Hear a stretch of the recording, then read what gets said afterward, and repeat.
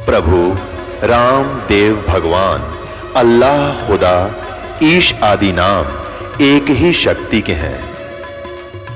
वो कैसा है, कहां है, कैसे मिलता है, किसने देखा है?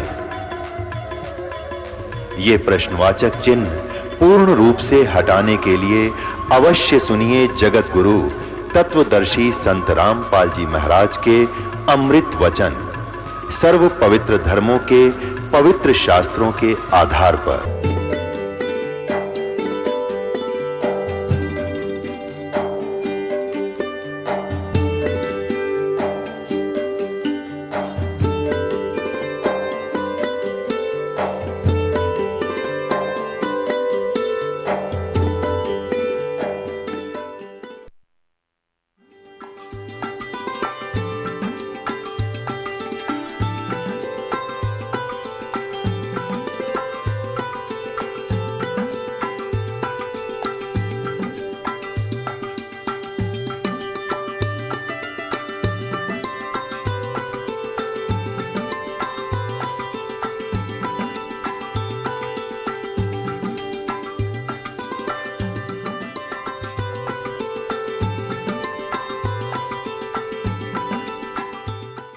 परम पिता परमात्मा पूर्ण ब्रह्म सारी सृष्टि के रचनहार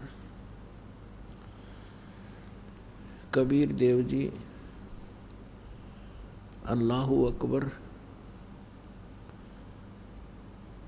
हक्का कबीर आलम बड़ा कबीर, ये सर्व सृष्टि रचनहार परमेश्वर है। ये हम सब जीवात्माओं का जनक पिता है। यही परमात्मा चारों युगों में अपने सतलोक निज धाम से तीसरे मुक्ति धाम से गति करके चल के आते हैं। हम काल जाल में फंसी हुई भोली आत्माओं को सतलोक में होने वाले सुख और यहाँ पर आप उठा रहे दुख, इन सब का तुलनात्मक तरीके से ज्ञान कराते हैं और हमें बताते हैं कि तुम यहाँ के रहने वाले नहीं हो। ये पृथ्वी 21 ब्रह्मांड समझो और इन ब्रह्मांडों में से ये पृथ्वी जहाँ आप अस्थायी निवास कर रहे हो, ये सारी कैद है, ये परिजन है, जेल है। और इस जेल से आप कैसे मुक्त हो सकते हो, इसका ज्ञान कराने के लिए परमेश्वर स्वयं आते हैं। जिसको हम भगवान मानते रहे अब तो नहीं मानते, और जिसको वेद ब्रह्म कहते हैं। श्रीमद् भगवत गीता में जो अपने आप को कहता है मैं काल हूँ, 11वें अध्याय के 32वें श्लोक, जो श्री कृष्ण जी के अंदर प्रवेश करके बोल रहा है, इसको हम परमात्मा कहा करते थे, अपना स्वामी मानते थे और इसकी महिमा किया करते थे कि परमात्मा ने हमारे को कितना सुख दिया है, कैसी अच्छी पृथ्वी दी है, कैसे मनोहर झरने बनाए हैं, पृथ्वी के अंदर मीठा और खारा जल बनाया है, कैसे रोक रखा है, कितने अच्छे पदार्थ दिए हैं, काजू किस्मत सेब संतरे और ये सब बाजरा ज्वार गेहूँ कनक सारी, और कितनी अच्छी हवा चलती है, कैसे मौसम बनाए हैं, कैसे दिन रात बनाए हैं। लेकिन हम इन खूबियों से हम इसको भगवान मान रहे थे। अब परमेश्वर कबीर देव जी ने, कबीर साहब ने आकर के बताया कि इस झूठे सुख को सुख कहे, यो मान रहा मनमोद, ये सकल चबीना काल का, कुछ मुख में कुछ गोद। ये परमात्मा जो हमारे पिता हैं, सबके जनक हैं, जो हमें इस काल की कैद से छुड़वाने की विधि बताने आते हैं, ज्ञान बताने आते हैं, यही परमात्मा सन 1398 संवत 1455 ज्येष्ठ सुदी पूर्णमासी को अपनी महिमा अनुसार, अपनी लीला अनुसार, विधान अनुसार जो प्रत्येक युग में लीला करते हैं, ये सतलोक से तीसरे मुक्ति धाम से चलकर आए, एक शिशु रूप धारण किया। और जैसा कि परमेश्वर की महिमा में लिखा है कि वो जंगल में, वन में, किसी सरोवर में, तालाब में कमल के फूल पर आकर विराजमान होते हैं, जिस कारण से वो नारायण कहलाते हैं। नारायण का अर्थ होता है जल पर निवास करने वाला। वो परमात्मा स्वयं चलकर आए, एक शिशु रूप धारण किया, कमल के फूल पर विराजमान हुए। इनके प्रत्यक्ष दृष्टा महर्षि रामानंद जी के शिष्य थे, और एक नीरू नीमा नाम के जुलाहा दंपति, जुलाहा पति पत्नी, वो निसंतान थे। स्नान करने के लिए प्रतिदिन वो उसी सरोवर पर सुबह सुबह जाया करते थे। नवजात शिशु को प्राप्त करके भगवान का शुक्र करते हुए घर ले आए। वही परमात्मा थोड़े से बड़े हुए, 5 वर्ष की आयु से ही अपने जिस उद्देश्य को लेकर आए उसको प्रारंभ किया। बड़े बड़े विद्वानों के छक्के छुड़ा दिए। तत्व ज्ञान के सामने उसमें के मंडलेश्वर टिक नहीं सके। लेकिन अफसोस है कि हम सभी प्रजा उस समय अशिक्षित थे, और इन अज्ञानी ऋषि महर्षि मंडलेश्वरों का दाव लग गया कि कबीर क्या जाने सदग्रंथों के गूढ़ रहस्यों को, क्योंकि सभी सदग्रंथ जैसे पवित्र चारों वेद, पवित्र श्रीमद् भगवत गीता, पवित्र 18 पुराण आदि आदि, ये सभी सदग्रंथ संस्कृत भाषा में लिपिबद्ध हैं। और परमेश्वर कबीर देव जी अक्सर ज्ञान नहीं रखते, और वो मंडलेश्वर नकली कहा करते कि कबीर जी को अक्सर ज्ञान नहीं है, इसलिए वेदों को ये क्या जाने, क्या समझे पुराणों को, जिस कारण से आज तक ये अज्ञान बना रहा। शास्त्र विधि त्याग कर मनमाना आचरण ये अज्ञानी ऋषि महर्षि करवाते रहे। स्वयं भी पाप के भागी नरकगामी हुए, 84 लाख योनियों में कष्ट उठाए, और हमारे पूर्वजों को भी इन्होंने उसी गड्ढे में डाल दिया। पुण्यात्माओं, उस परमेश्वर कबीर देव जी जिसको धानक कहा करते थे, जुलाहा कहा करते थे, उसने आकर के हमें बताया कि तुम कहाँ फंसे पड़े हो, कुछ विचार करो पुण्यात्माओं। परमेश्वर कहते हैं, मात पिता मेरा नाही, ना मेरे घरदासी, और जुल्हे का सुत आन कहाया, जो जगत करे मेरी हंसी। परमात्मा कहा करते थे, ना हम जन्मे ना गर्भ बसेरा, ना हमारा कोई जन्म हुआ, ना हम किसी गर्भ में रहे, और हम सतलोक से चलकर आए, काटन यम की फांसी।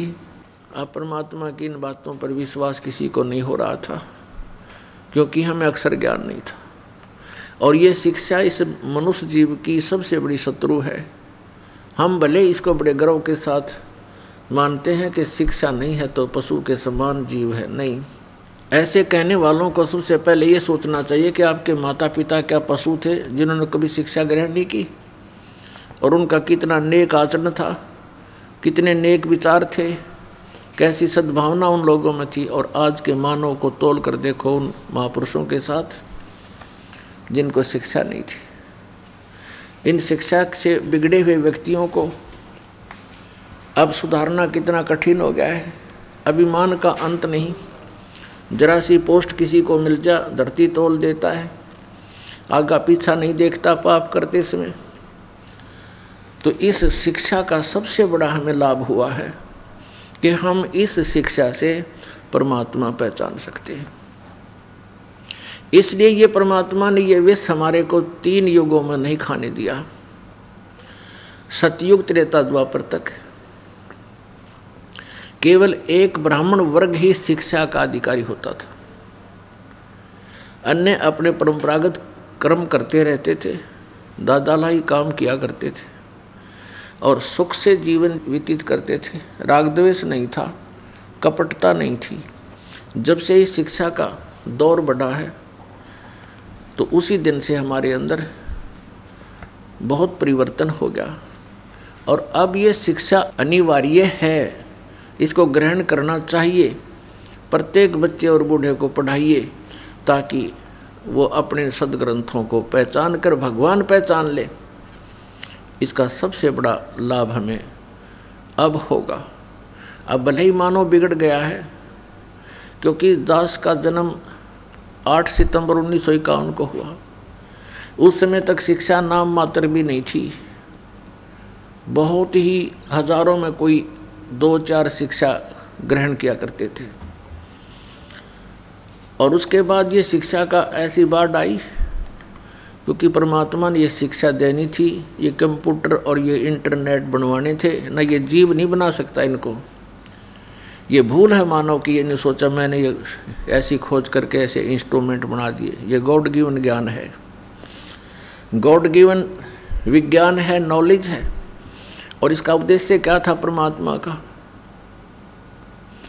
कि जब परमेश्वर 600 वर्ष पहले आए थे, सन 1398 से 1518 तक 120 वर्ष रहे भगवान यहाँ पर, तो वो तो मालिक थे, सर्वशक्तिमान थे। एक दिन में हजारों स्थानों पर अपने अन्य रूप बना करके बहुत चोले धार के और जगह जगह प्रचार किया करते थे। लाखों की संख्या में उनके अनुयायी बन गए थे। अब कोई भी संत इतनी सिद्धि युक्त नहीं है। अगर किसी में थोड़ी बहुत सटोर कर भी ली किसी ने तो जल्दी फ्यूज हो जाता है, कुछ दिनों के बाद उसमें क्रिया नहीं रहती।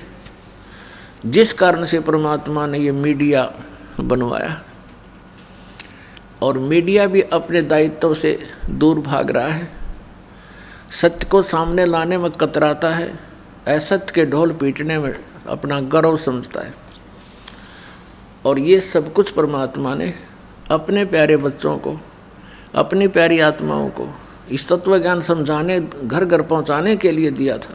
पिछले 3 युगों में देखो, ना कोई सड़कें होती थी। एक रेडू में, जिसको रथ बोलते थे, 6 खच्चर जोड़ के, ये घोड़े जोड़ कर निकाला करते थे। क्यों? उनको कहीं से निकाल ले जाते, ना सड़कती गड्ढों में से, कांटों में से, कहीं से निकाल लेकर अपना पहुंच जाते थे। अब कितना प्रत्येक व्यवस्था सुचारू है, सड़कें हैं, गाड़ियां हैं, एरोप्लेन हैं, यानी बहुत कुछ हमने इस विज्ञान से प्राप्त किया। लेकिन एक विज्ञान, ये तत्व ज्ञान है। इस विज्ञान के सामने सभी विज्ञान व्यर्थ हैं, यूजलेस हैं।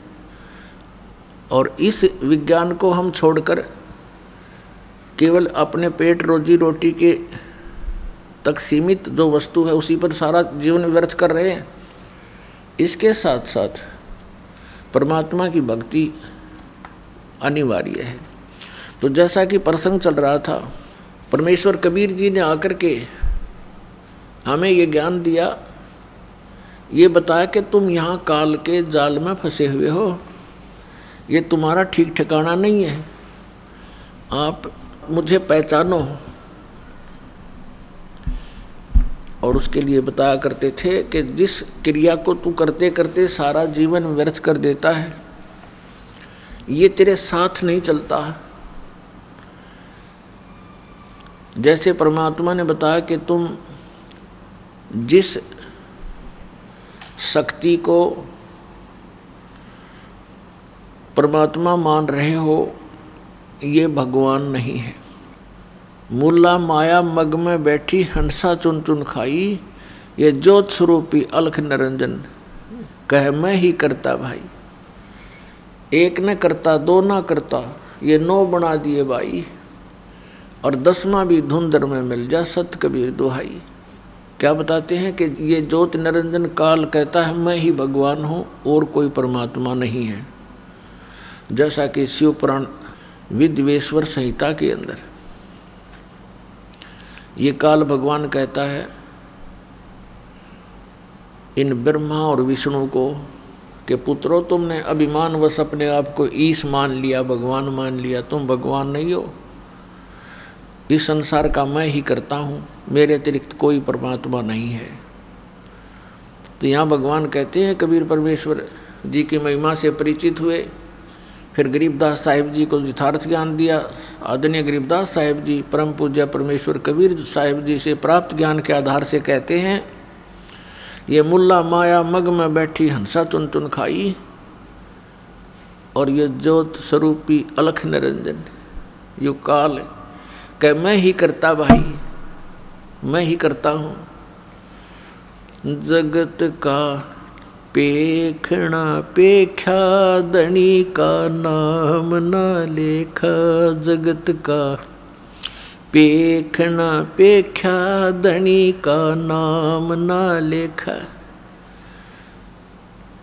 जो मालिक है उसका कितना जिक्र भी नहीं।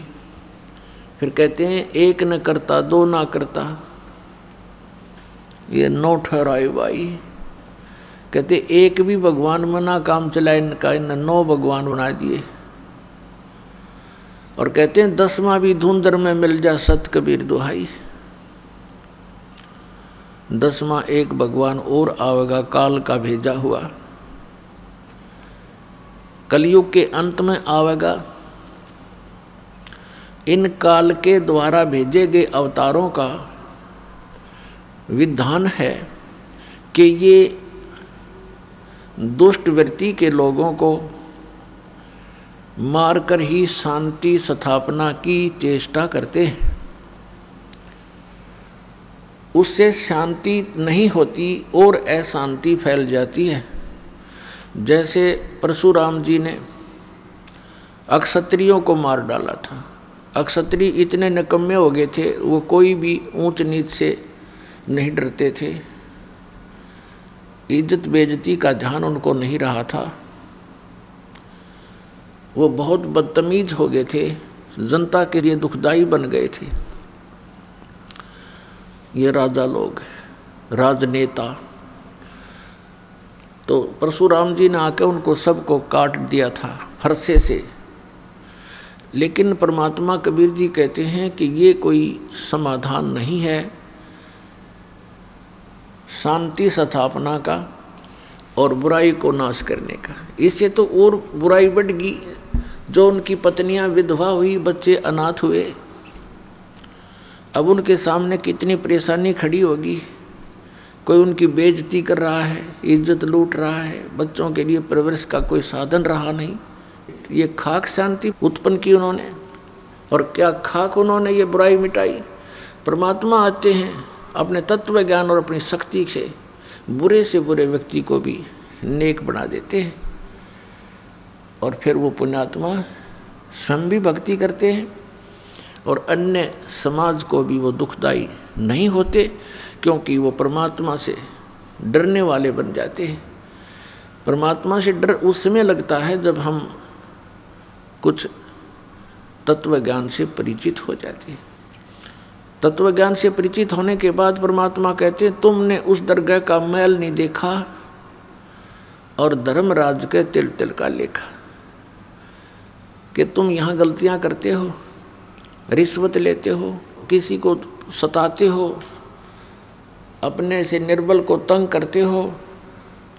परमात्मा के पास तुम्हारा एक एक श्वास का अकाउंट है।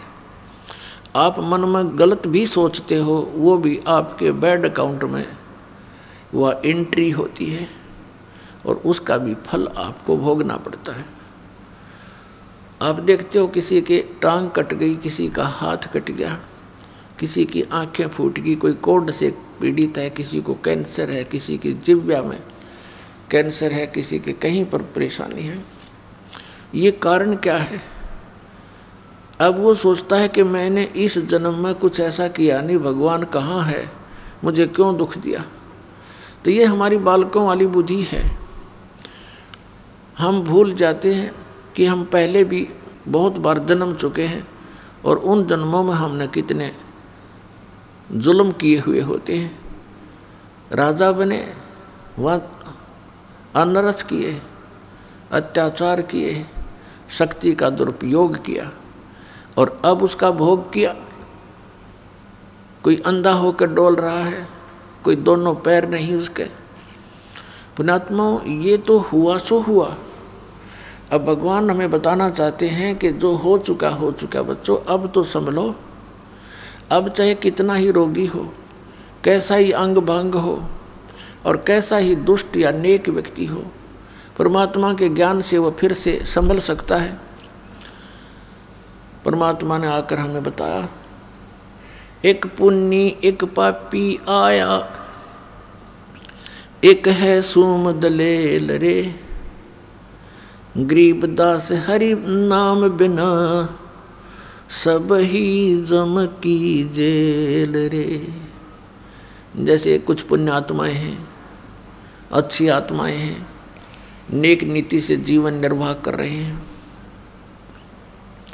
वो किसी को कष्ट नहीं देते, भगवान से डरने वाले भी हैं, लेकिन वो भक्ति नहीं कर रहे क्योंकि उनको ज्ञान नहीं कि एक और काम आवश्यक है। उस कार्य से वो अपरिचित होने के कारण फिर भी अपने जीवन को बहुत ही बचा कर चलते हैं।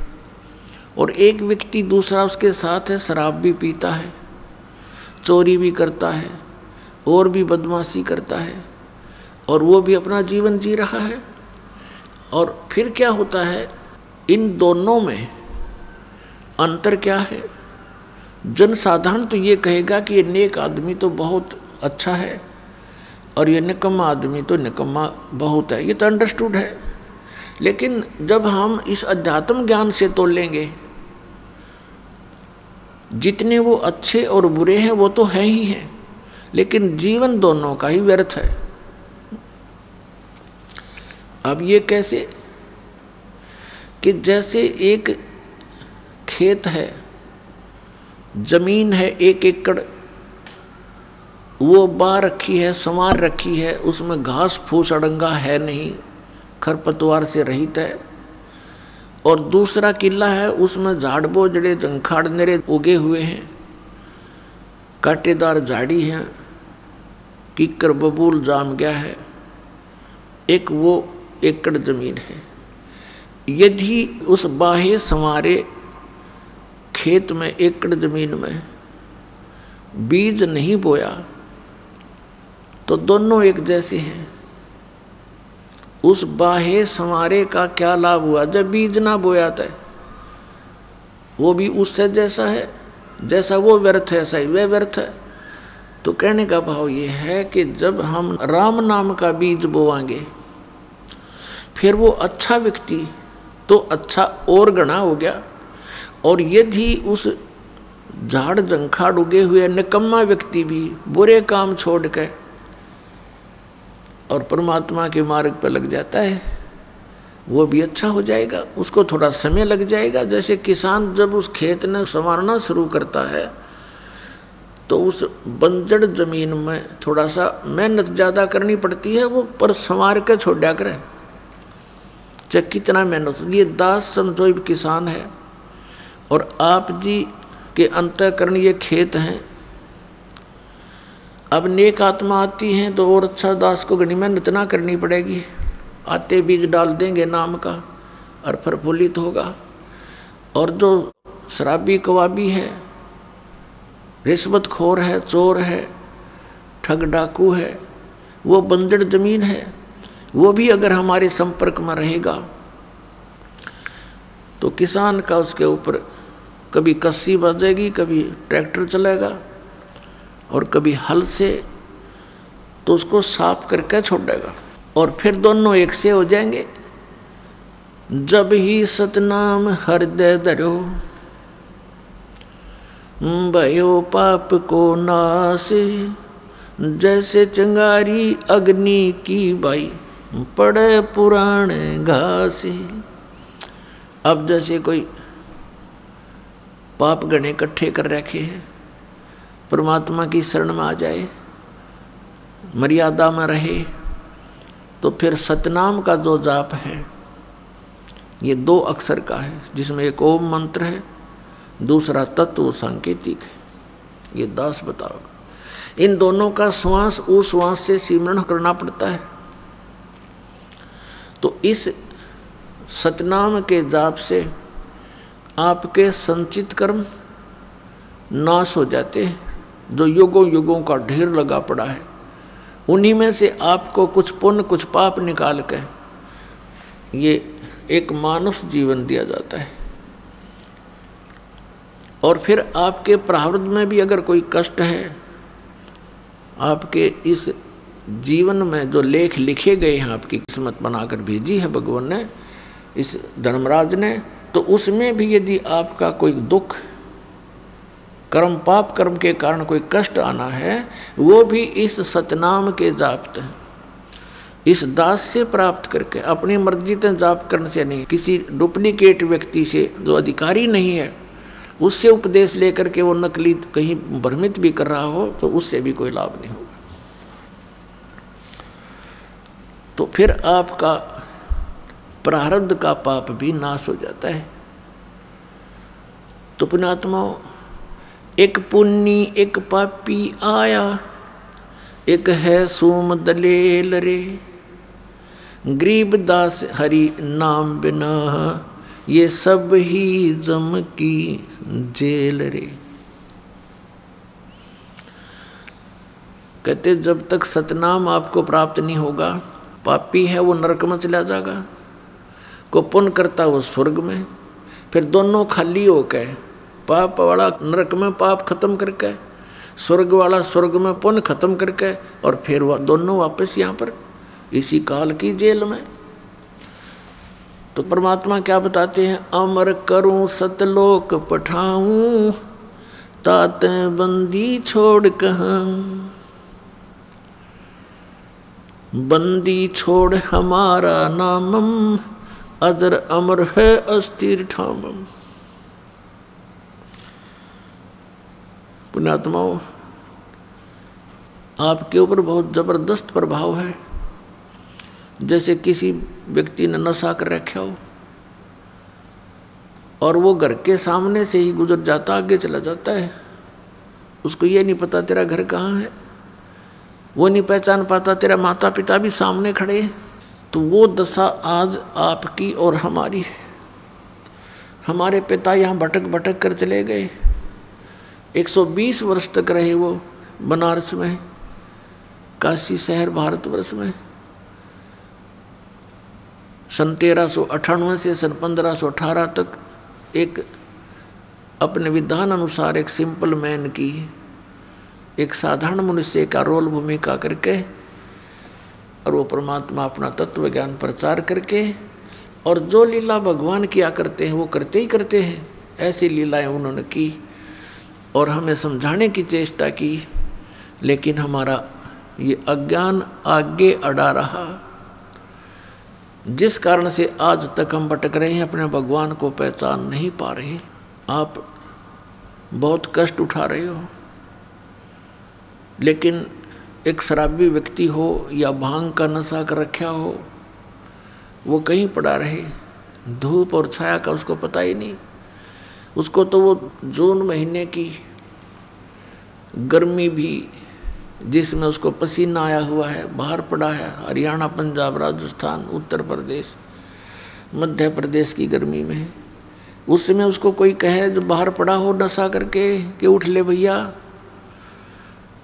देख तेरा क्या हाल हो गया है, पसीने आए हैं, मुंह में झाग आए हैं, चल तुझे छाया में बैठा दूं। वो कहता छोड़ दे, मौज हो रही है। उसको पता ही नहीं मौज क्या है, क्योंकि नशे में है वो। तो आज हम उसी दशा में है, सच कर मान लेना।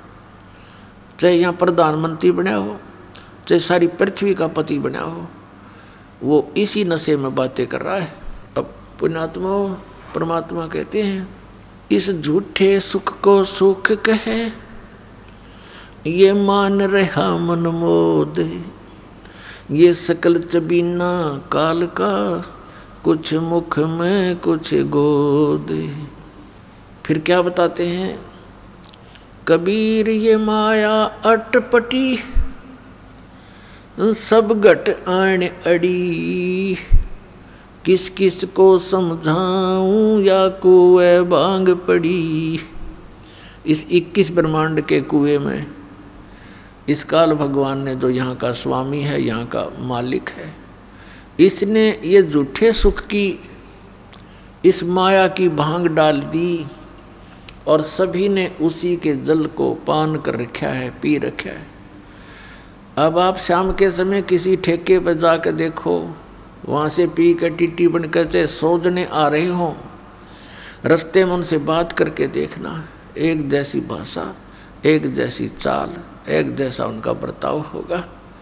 ऐसे बोल रहे तो सिर पाँव है, या बोल रहे नहीं, चल अपना काम करें, समझाने की चेष्टा करें तो माने नहीं। तो इस प्रकार से हम उसी काल की भांग को पीकर मस्त हुए फिरते हैं। और परमात्मा कहते हैं, कबीर ये माया अटपटी, सब घट आण अड़ी, और किस किस न समझाऊं या कुएं भांग पड़ी। लेकिन फिर कितने दयालु हैं, एक शराबी को समझाना कितना कठिन हो जाता है, पूरे परिवार के नाक में दम कर देता है। और हम सारे भांग पिए पड़े, और फिर हमें समझाने के लिए हमारे पिता आते हैं, क्योंकि अपने का दुख अपनों को ही होता है। इस काल यहाँ का जो भगवान है, इसको भगवान कहते हैं, भगवान उसे कहते हैं जो दुख ना दे, केवल सुख दे। ऐसे जुल्म कहर हमारे ऊपर टूट रहे हैं, बरस रहे हैं, और फिर हम कहते हैं ये बड़ा भगवान है, ये अच्छा भगवान है। किस लिए भगवान माना हमने, कि देखो कितने अच्छे काजू किस्मत सेब संतरे फलदार वृक्ष हमें दे रखे, फल दे रखे, और ये इतनी बड़ी पृथ्वी पर कैसे बाग बगीचे बना रखे हैं। ये किस लिए बना रखे हैं? और आपको फिर वो भूल जाते हो कि आप किसी का बेटा मर गया, किसी की बेटी मर गई। पीछे सी समाचार पत्र में पढ़ने को मिला, यहाँ बच्चे बता रहे थे कि एक परिवार ने मन्नत मानी, किससे? बालाजी से। उनका पुत्र हो गया, और उस पुत्र के केस उतरवाने के लिए, मत्था टिकवाने के लिए उस बालाजी में जा रहे थे। 4-5 सदस्य थे, 7वां छोटा सा लड़का था, 3 महीने का। रास्ते में दुर्घटना होगी, वो बच्चा बच गया और वो सारे मर गए। बताया खाक मन्नत दी उसने, किसने दी? ये भी भूल है हमारा कि उसने पत्थर ने दे दी, उस बालाजी ने दे दी। एक भक्त सुना रहा था, बोला जी हम पहले तो भूल में थे। उसने एक उदाहरण दिया कि एक भगत हनुमान जी की पूजा कर रहा था। हनुमान जी वहाँ प्रसन्न हो गया, आ गया, बोल भाई क्या मांगता है? नो बोला जी बढ़िया से सूट दे, मेरा तो कपड़े को नहीं। नो बोला भाई मैं आप लंगोट में रहूँ तो न कितने थान दूंगा। हनुमान जी ने कहा भले आदमी तो भगवान की भक्ति करे, मैं भी भगवान की भक्ति करूँ, मन भी कर दे, क्यों दुखी कर रहा है मेरे को। तो पुण्यात्मा, हम बिना ज्ञान के डले ढो रहे थे। अब इस तत्व ज्ञान से हमें पता चला। क्या बताते हैं गरीबदास साहब जी कि जगत का पेखना पेख्या, धनी का नाम ना लेखा। जगत का पेखना पेख्या, धनी का नाम ना लेखा। जैसे ये दास पहले हनुमान जी का कट्टर पुजारी था, जैसा लोक वेद सुन रखा था हमने, क्योंकि आत्मा भगवान के बिना रह नहीं सकती। पुण्यात्माओं, यहाँ चाहे कोई करोड़पति हो, चाहे अरबपति, चाहे खरबपति हो, और चाहे सारी पृथ्वी का पति हो, और उसको संतान भी हो, संतान उसकी नेक भी हो पर संतुष्टि नहीं हो सकती, आत्मा में प्रसन्नता नहीं हो सकती, क्योंकि आत्मा को उस सुख की आवश्यकता है जो यहाँ पर है नहीं, और उस सुख को प्राप्त हुए बिना ये संतुष्ट हो नहीं सकती। फिर इसको ये भी पता है कि भगवान आकर बताते हैं स्वयं अपनी महिमा। अब कबीर परमात्मा कहते हैं, धर्मदास सुन अमर कहानी, अपनी महिमा हम आप बखानी। कि अपनी महिमा मैंने आप बतानी पड़े आकर के। इस मेरी महिमा का बताने वाला इस पृथ्वी पर कोई 21 ब्रह्मांड में नहीं छोड़ रखा, इसलिए किसी को याद ही नहीं रहा। सबको भांग पिला रखी है, सबके 3 इंजेक्शन लगा रखे, तीनों गुण इनके ऊपर प्रभावी है। इनको सो दिए को ना, इनको जितना दिखा ये बेटा बेटी कार कोठी आगे कुछ दिखाई नहीं देता इन बोली आत्माओं को, इतना बांध दिया इनकी बुद्धि को। तो क्या बताते हैं कि अपनी महिमा मैंने आप ही आके बतानी पड़ी। तो इस परमात्मा के से प्राप्त ज्ञान के आधार से हमें फिर दिखाई देने लगा। जैसे ये दास पहले हनुमान जी का पुजारी था, लगातार 25 वर्ष तक,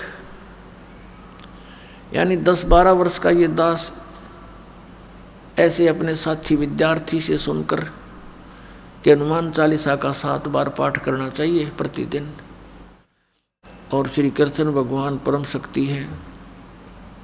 वो ब्राह्मणों का लड़का था और हम ऐसे कुल में जन्म लिया हुआ था, अच्छे आदमी सारे थे, लेकिन राम नाम का आसपास नहीं थे।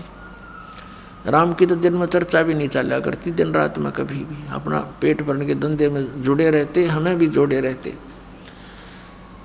तो उससे थोड़ा पता लगा, एकदम आत्मा उभरी, तो जैसा लोक वेद सुना था उसके आधार से दृढ़ होकर लगे। कोई गुरु नहीं, लेकिन चाह भगवान की घड़ी गीता जी का पाठ करने लगे। विष्णु भगवान श्री कृष्ण भगवान को इष्ट, फिर हनुमान जी याद आ गए, हनुमान जी इष्ट, फिर और कोई शंकर भगवान की महिमा सुनी, वो भी इष्ट। यानी हमने 36 खत्म कर रखे थे, लाभ कुछ भी नहीं था।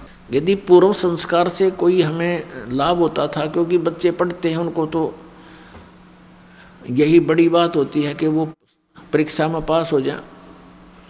तो परीक्षा में पास होते थे। हनुमान जी की बाबा श्याम जी दादा लाई पूजा थी, उनका शुक्र मनाते, फिर श्री कृष्ण जी विष्णु जी का शुक्र मनाते, फिर श्री शंकर भगवान का शुक्र मनाते और खुश हो जाते।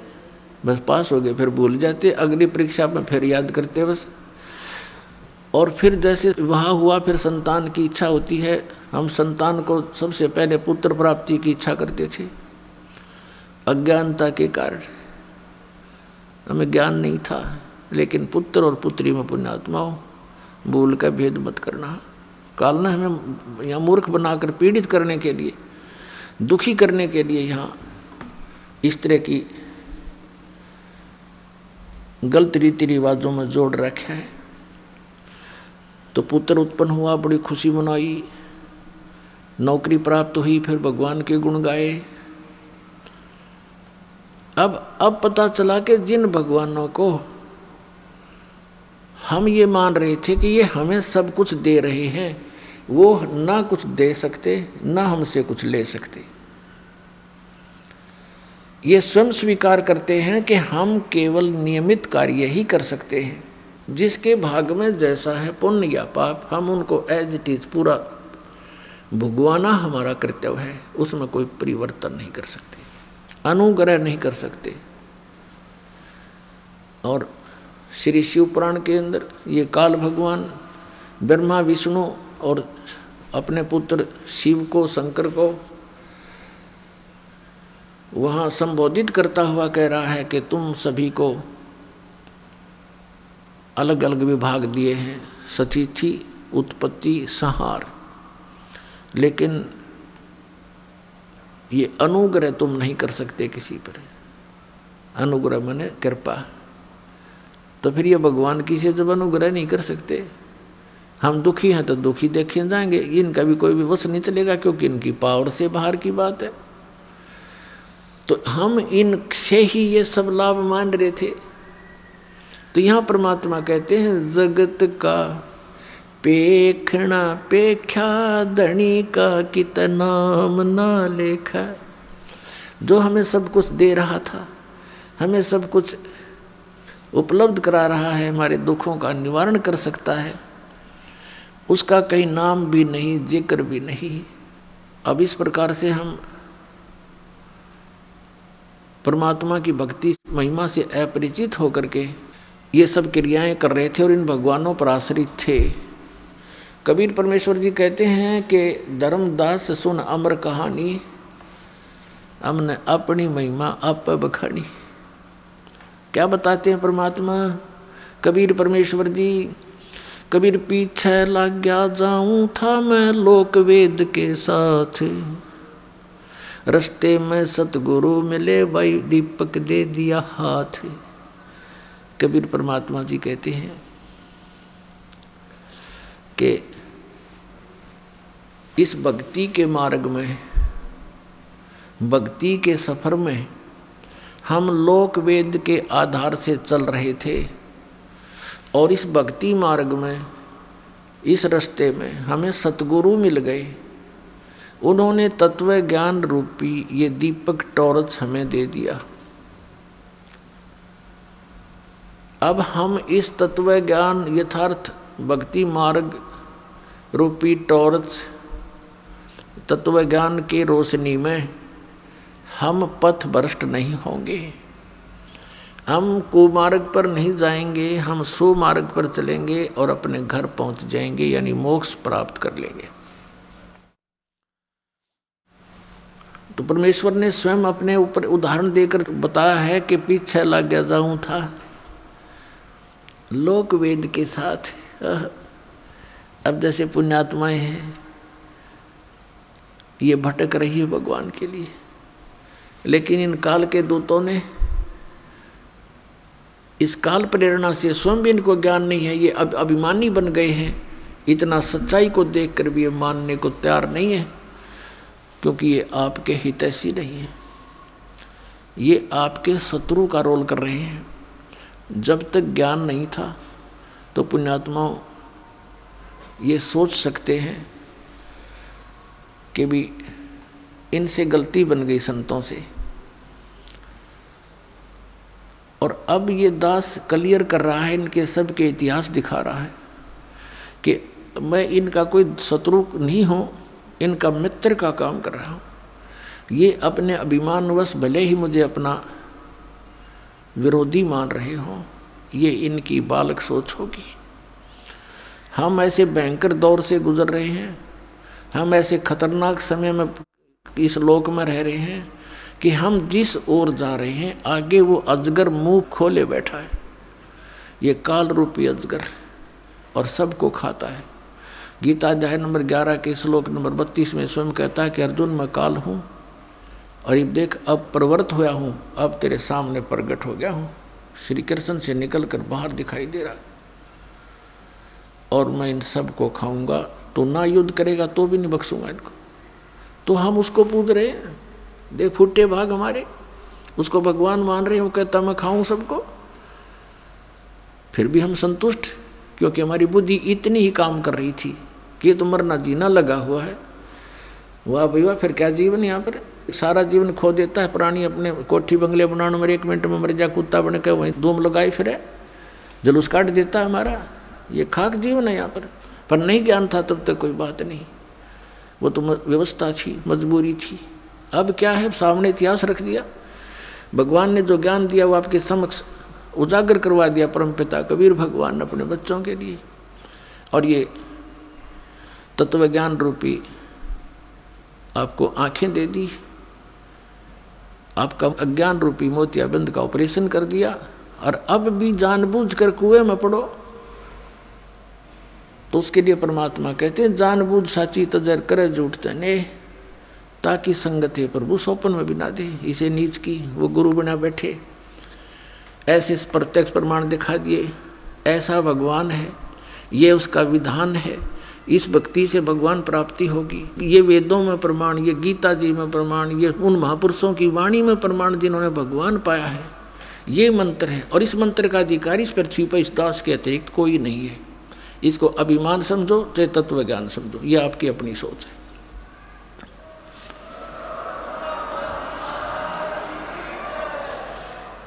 क्योंकि जिस समय परमेश्वर आए थे स्वयं 120 वर्ष या रह करके कलयुग में, उनके 64 लाख शिष्य थे, उनने किसी को उत्तराधिकारी नहीं बनाया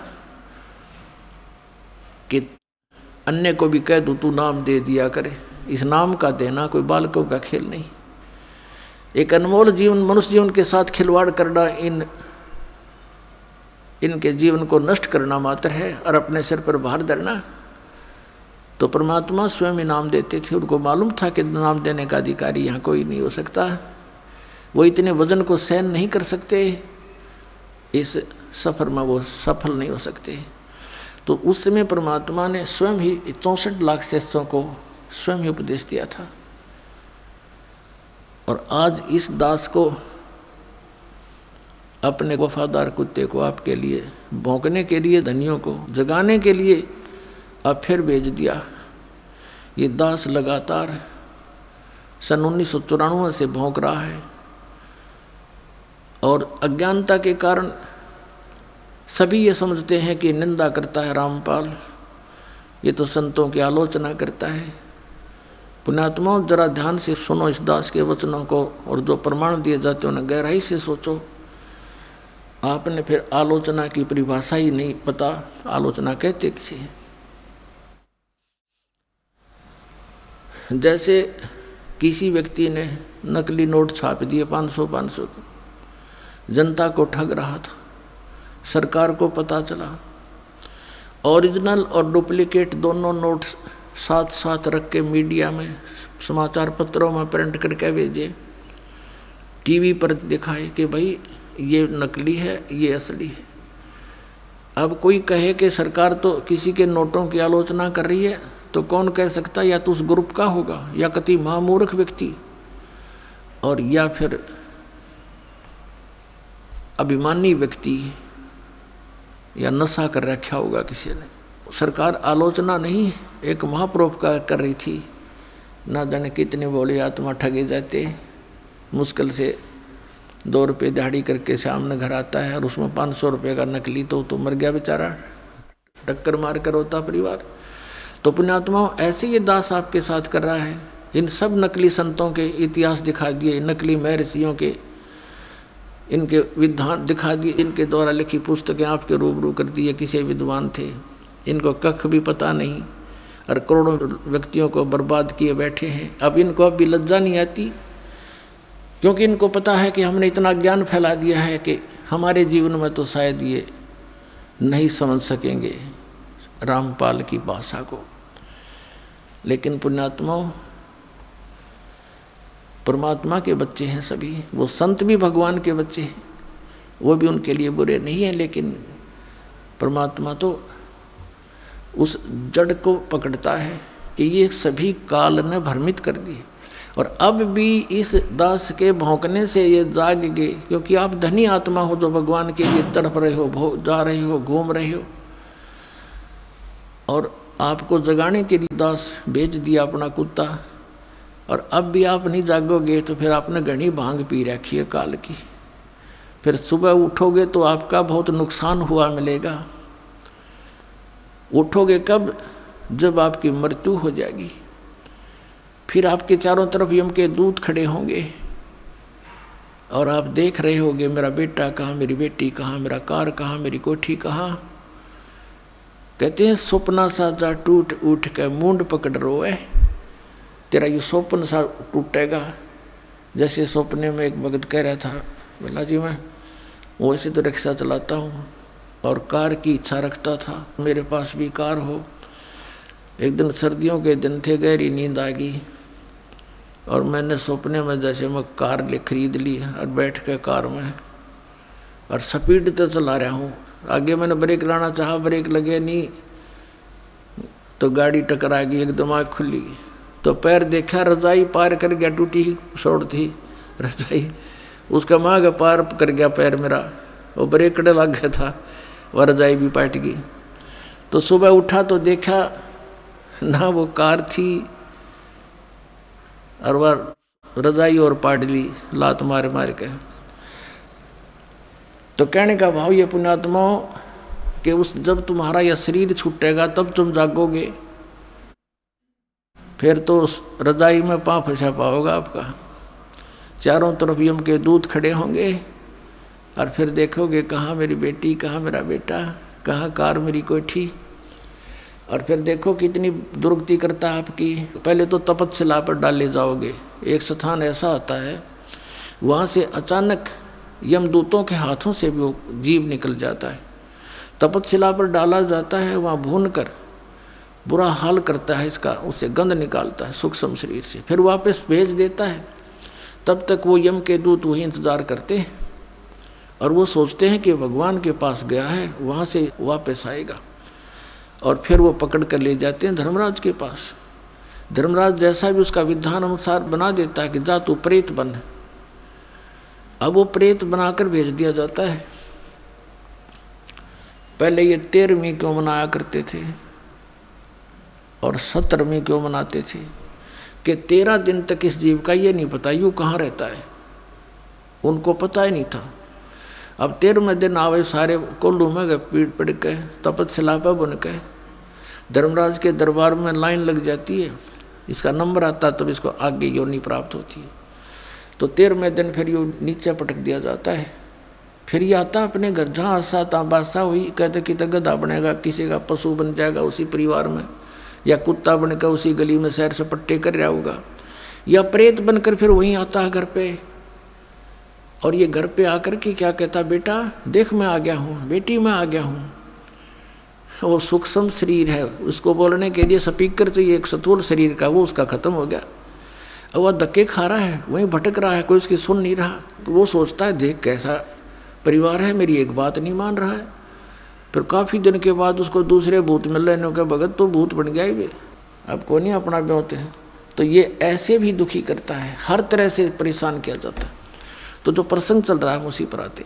अब कहने का भाव ये है पुण्यात्माओं कि इस परमात्मा की सतभक्ति करने से आपने ना भूत बनना, ना 13वीं की जरूरत, ना 17वीं की आवश्यकता, ना फिर पिंड भरवाने। इन पिंड भरवाने के सारा लगे क्या फायदा मिलता है? नथिंग। परमात्मा कहते हैं भूत जुनी जहाँ छूट है पिंड दान करंत, गरीब दास जिंदा कहे नहीं मिले भगवंत। पिंड दान कर दिया, भूत की जुनी छूट गई, हर गधा बन गया, होगी मुक्ति है तेरे की। और इस साधना से, इस भक्ति से सारा ही झंझट मिटे। जय सतगुरु की संगत करते सकल कर्म कट जाई, अम्रपुरी पर आसन होते जहाँ धूप न छाई। अब प्रसंग चल रहा है कि पीछे लग गया जाऊं था मैं लोक वेद के साथ, रस्ते में सतगुरु मिले दीपक दे दिया हाथ। अब जैसे परमात्मा की आत्माएं परमात्मा के लिए भटक रही है, ढूंढ रही हैं, खोज रही हैं, तो परमेश्वर कहते मैं रोवत हूँ सृष्टि को, ये सृष्टि रोवे मोहे। गरीबदास इस योग को समझ न सकता कोई। आदरणीय गरीबदास साहिब जी गांव छुड़ाने जिला झज्जर वाले, हरियाणा वाले, इनको परमात्मा मिले, आदरणीय नानक साहिब जी को मिले थे, आदरणीय गीसा साहिब जी को मिले थे, आदरणीय दादू साहिब जी को मिले थे। जैसा भगवान मिलता है अपनी अच्छी आत्माओं का, उसका विधान है, वेदों में वर्णित है। उस अनुसार वो परमात्मा गरीबदास साहिब जी को मिले थे, सचखंड सतलोक लेकर गए थे, फिर वापस छोड़ा था। परमात्मा से परिचित होकर के आदरणीय गरीबदास साहिब जी ने परमेश्वर की महिमा फिर अपने शब्दों में उनसे सुने ज्ञान को कैसे वर्णित किया था। उन्होंने क्या बताया कि ये प्यारी आत्माएं परमात्मा के लिए भटक रही हैं। कोई कहीं, कोई किसी मंदिर मस्जिद गुरुद्वारे में या तीर्थों पर जाते हैं, वहाँ पर मेले भरते हैं, तो परमात्मा कहते हैं मेले ठेले जाइयो, मेले बड़ा मिलापे, पत्थर पानी पूजत्या कोई साधु संत मिल जाते। परमात्मा कहते इस परमात्मा की खोज न बंद ना करियो, इसमें हार मत मानना, लगे रहना, जाते रहना कहीं कहीं। जैसे तुम भटक रहे थे लेकिन लाभ तो कोई था नहीं, उसके लिए क्या बताते हैं कि धार्मिक मेले जहाँ होते हैं अवश्य जाते रहिए। और कहते हैं पत्थर पानी पूजते हैं कोई साधु संत मिल जाए। उन पत्थर पानी में धक्के खांडते भटकते रहने से हो सकता है भगवान दया करें कोई साधु संत मिल जाए। अब पहले तो साधु संत मिलते भी थे तो थोड़ा बहुत कुछ दिन हम संग करते थे, उन महापुरुष के स्वयं आते थे। कबीर परमात्मा भी साधु रूप में जगह जगह भक्ति जीवित रखने के लिए लीला किया करते थे। फिर अपने से परिचित कराकर उन महापुरुषों को छोड़ देते थे, वो भी जगह जगह जा कर के परमात्मा के गुणगान किया करते थे। जैसे आदरणीय गरीबदास साहिब जी को परमात्मा मिले, सचखंड ले गए, छोड़ा, उसके बाद उन्होंने जगह जगह जा कर के भगवान का गुणगान किया। ऐसे आदरणीय नानक साहिब जी को बेई नदी से जिंदा महात्मा के रूप में आकर परमात्मा लेकर गए, साथ में सचखंड ले गए, 3 दिन में वापस छोड़ा, सारी परिस्थिति से परिचित करवाया, अपना तत्व ज्ञान फीड कर दिया। उसके बाद आदरणीय नानक साहिब जी ने जगह जगह जा कर के परमात्मा के ज्ञान का डंडोरा पीटा। अब क्या बताते हैं कि मेले ठेले जाइयो, मेले बड़ा मिलाप, पत्थर पानी पूजते हैं कोई साधु संत मिल जाते। ये महात्मा भी वहीं जाते थे जहाँ भक्त इकट्ठे होते थे। तो क्या बताते हैं परमात्मा कि वहाँ जैसे कोई संत मिल गए तो हम उनके ज्ञान से प्रभावित भी होते रहे। उन पत्थर पानी पूजते समय हमें कोई संत मिल जाते, उनसे चर्चा भी करते, कुछ दिन उनका संग भी करते, तो उससे हमें कुछ लाभ भी होता। फिर हमें भ्रमित कर देता कोई अज्ञानी काल का दूत कि ये क्या जाने जो ज्ञान तुम सुना रहे हो ब्रह्मा विष्णु महेश से ऊपर कोई शक्ति है, ये तो झूठा है, कोई प्रमाण नहीं। क्योंकि हम शिक्षित नहीं थे इसलिए हम भ्रमित हो गए। तो वहाँ परमात्मा के संत मिलने से भी हम व्यर्थ रहे, अपना जीवन व्यर्थ कर गए, हम लाभ से वंचित रहे। अब क्या बताते हैं परमात्मा, चारों युग में संत पुकारे और कूक कहा हम हेल रे, हीरे माणक मोती बरसे ये जग चुगता डेल रे। अब क्या बताते हैं परमात्मा कि चारों युग में मेरे संत पुकारे, जिनको मैं मिला, अपने ज्ञान से परिचित कराया और वापस छोड़ दिया। यहाँ पर उन्होंने चारों युगों में मेरी महिमा का गुणगान किया, ऊंचे स्वर में आवाज़ लगा लगा कर जगह जगह पर जा करके, और कहते हमने भी कूक कहा हम हेल रे, हेल माने हिला दे कर, ऊंची आवाज़ दे करके। और क्या बताया कि ये शास्त्र विधि त्याग कर मनमानी पूजा रूपी तुम कंकर इकट्ठा कर रहे हो,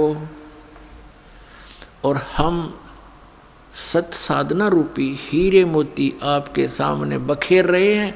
आप अनजानपने से इनको ना स्वीकार करके और ये आन उपासना रूपी कंकर पत्थर डले इकट्ठे कर रहे हो, डले ढो रहे हो।